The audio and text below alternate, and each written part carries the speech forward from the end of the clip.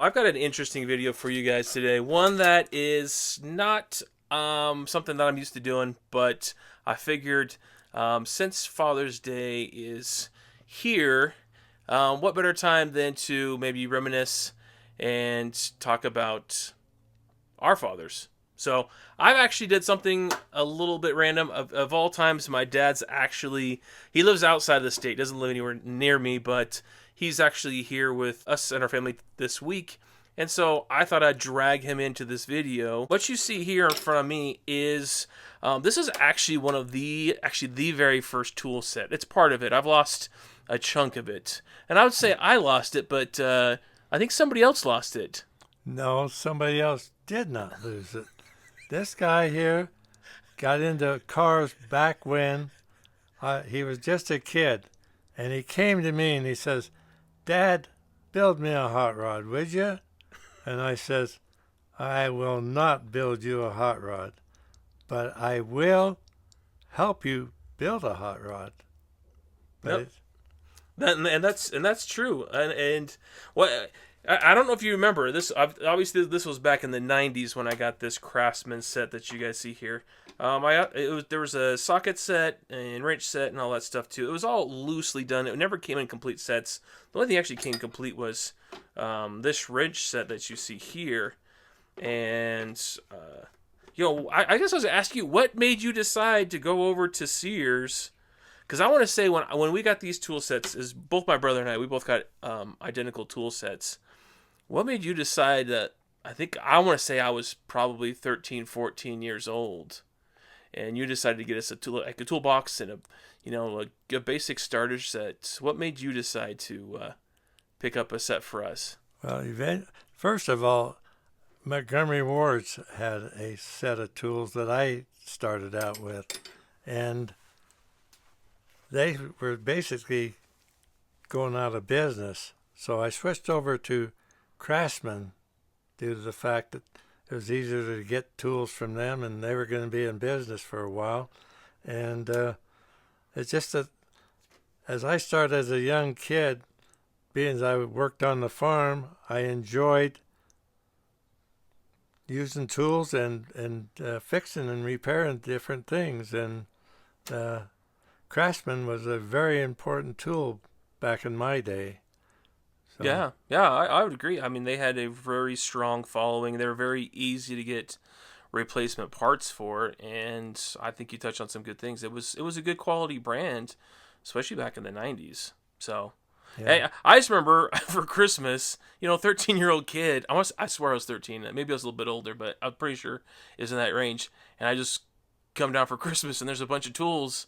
I didn't know what to think. I think I was thinking of like little, video games would have been first, or Yeah. maybe toys, but He was thinking Dad was going to build that hot rod for him, but Dad knowed better. yeah. Yeah. No, and that's true, and I tease you about this now because I brought it up just a second ago, but the fact that so there was a time where I left home for a little while, and I came back. And I parked my car in the garage. I had all my tools, well organized out. And when I came back to get my all my tools together, they were all like not all of them, but most of them are missing. I mean, you guys are Well, seeing some remnants, and this is a mixture. But I came back, and a good chunk of my tools were missing, and I don't know what happened to them. I hated to see him sit there just rusting away and, not doing anything, so I put him to work. Yeah, that and my older brother, I think somehow between the two of them, they mixed all the tools up, and yeah, I had them very well organized, and I think that's maybe a story of mine is I like to keep my tools organized. He'd like to organize them, but we love to use them. So, Oh, that's true. That's true. No, and it's cool for me to kind of reminisce and look at all these wrenches again that that you bought me, and of course you used as well, but I used and my brother used, and we enjoyed, working on our cars. I mean, because these are all we had for, I mean, for quite right. a long time. Well, this young man took a 440 engine. No, that was a 440, yeah. Or no, that was a 400 engine. And took it over to where I worked. And after ours, he tore this engine all the way down and then put it all back together and run like a top after he did it. And probably used a lot of these tools to do it with. Yeah, well, I mean, I used a lot of yours too. You had a lot of tools there at work. So Right. so to give a little bit of backstory, my father grew up in the trades, working on vehicles, but more so he ended up working for construction companies and did a lot of heavy equipment. And so a lot of my past revolves very much around that same story of automobiles, but mostly construction equipment is what I learned a lot on.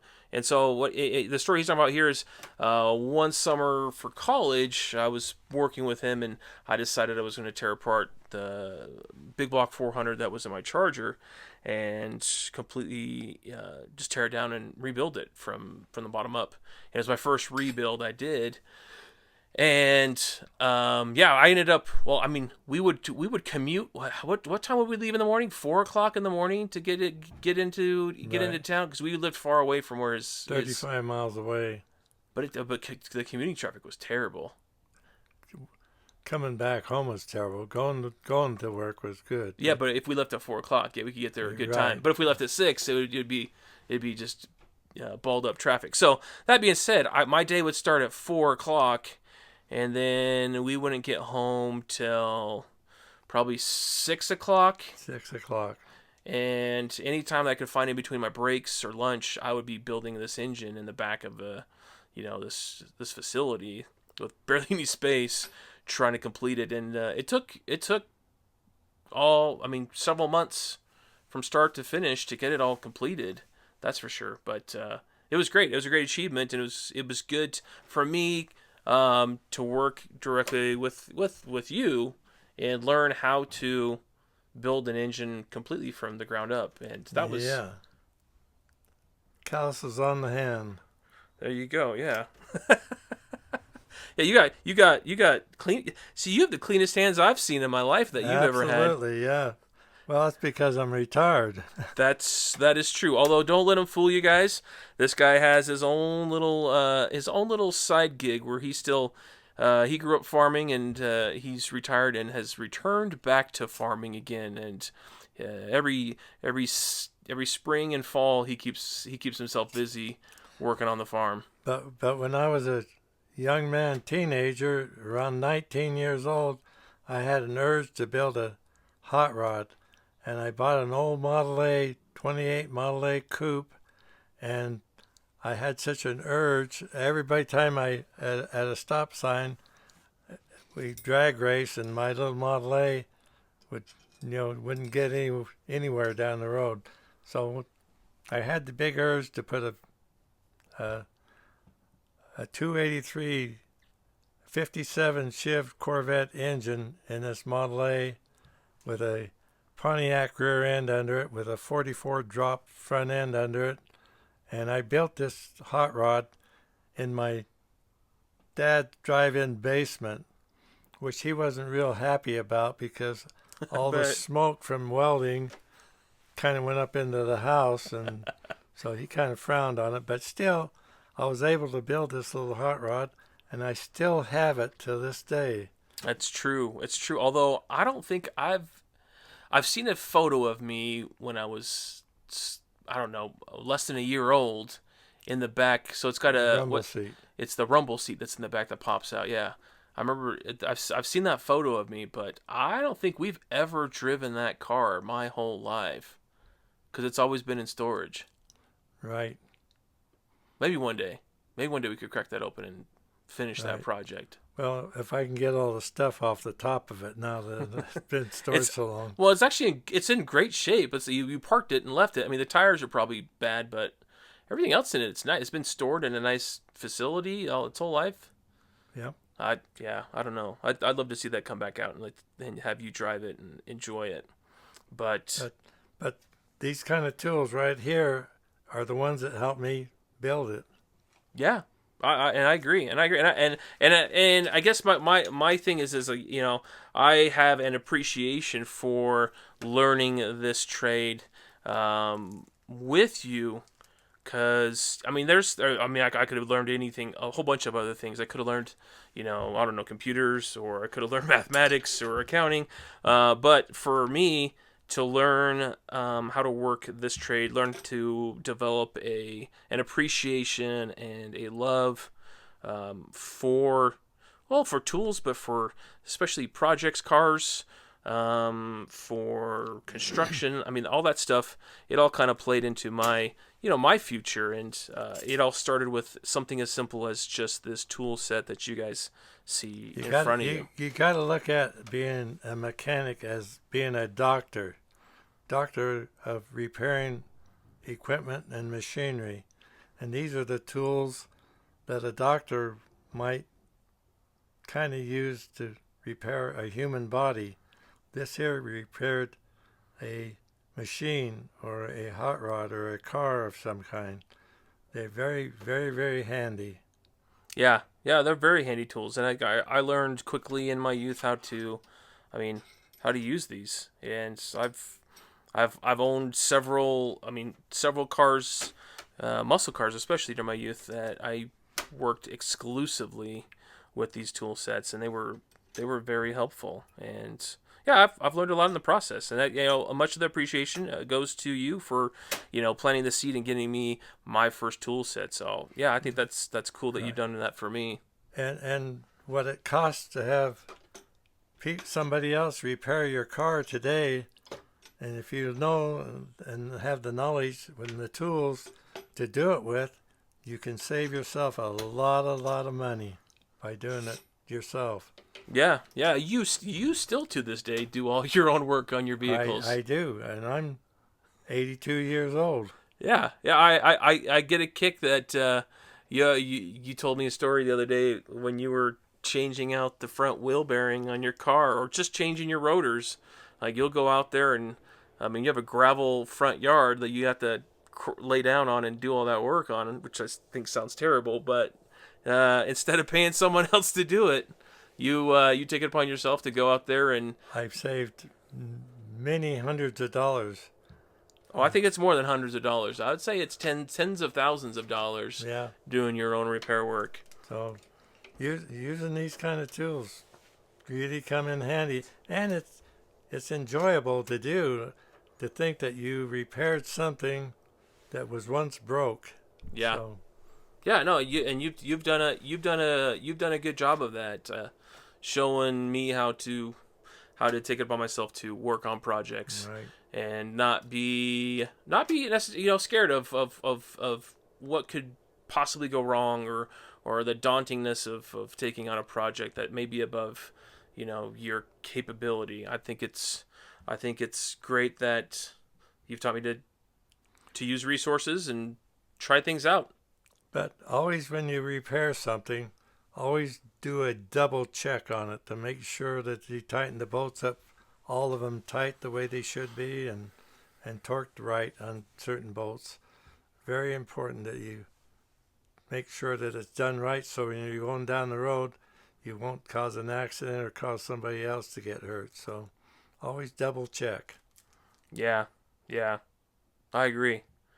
Well, I appreciate that you've done this, and you've given me these tools to start my knowledge base with, and I've kept them. Actually, I haven't really used these tools.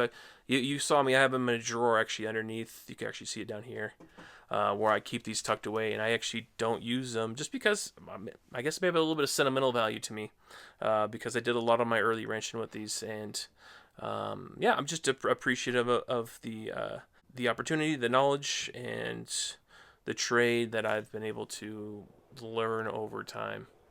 So no, it's super cool, and yeah, and that's the point I think of this Father's Day, is just to say, thank you for instilling and helping me to learn how to do this on my own, and it gave me the starting point to do it, and I thank you for allowing me to be your father, to help train you to do this.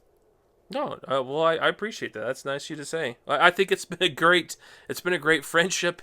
Even though I hold the flashlight and I get yelled at for not holding it in the right spot over the years, but I've learned my lessons. And if you guys don't realize here, my dad and I have had a really good time, a really fun time over the years working on automotive projects. I think mostly mine. I think most of yours have not been as fun. I'll tell you one thing. It really, I have to laugh when I look back on it. When he rebuilt or put a 440 in a 67 Dodge Charger, he put the timing off 180 off, and I didn't check it.